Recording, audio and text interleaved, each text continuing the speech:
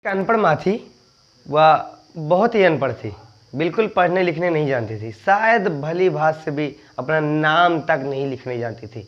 वो क्या करती कि अचानक, अब उसके ऊपर तो मुसीबतों का ढेर था। उसका पति भी उसके साथ नहीं था, उसके छोटे छोटे बच्चे, लगभग 4 बच्चे छोटे छोटे थे, और वो किसी भी तरह उनको काम धंधा करके बाहर किसी भी तरह पालती पोसती और पाल पोस कर धीरे धीरे अपना बड़ा करती।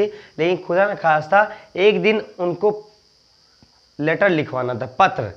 हाँ, पहले के ज़माने में पत्र कहते थे। तो पत्र लिखवाने के यहाँ, पत्र लिखवाने जो है अपने पड़ोसी के यहाँ, बगल 4-5 घर बाद उनके यहाँ गई।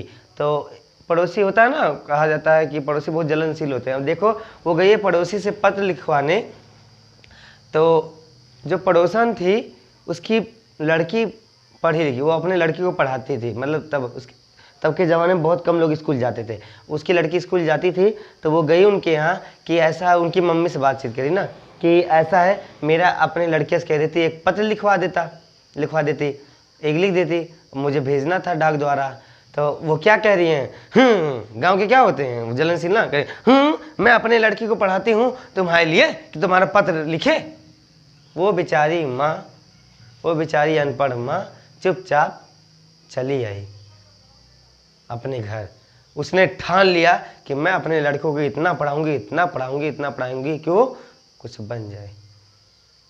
ईश्वर करे कि उसका जितने सारे लड़के हैं, कुछ ना कुछ अलग लाइन में उसने सब लड़कों को पढ़ाया। वो अच्छे अच्छे खासे सब बन गए। तो इसलिए कभी भी किसी का उपहास नहीं उड़ाना चाहिए, ठीक है।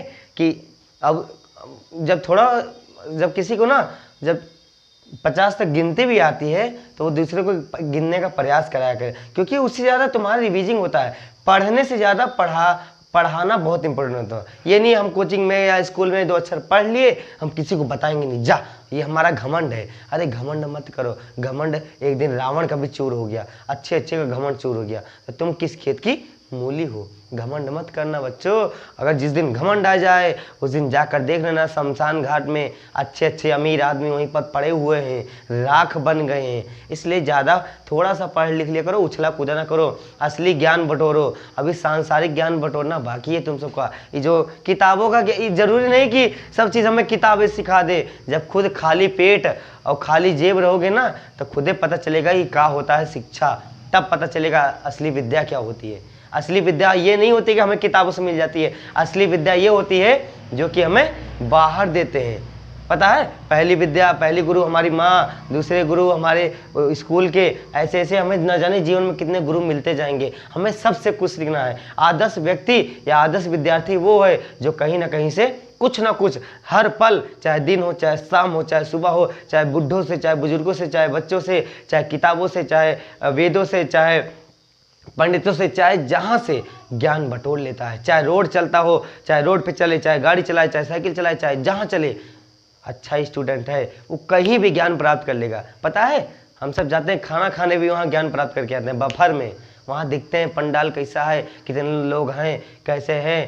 तो ज्ञान बटोरना है बाबू ना, वो कहीं से बटोर सकते हो। हर क्षण आपके अंदर ज्ञान होना चाहिए। एक शब्द ज्ञान। अब इन्हीं की सोते सोते जपो ज्ञान। अरे शांतिपूर्वक सो। ठीक है, बस इतना ही काफ़ी है आप लोगों के लिए।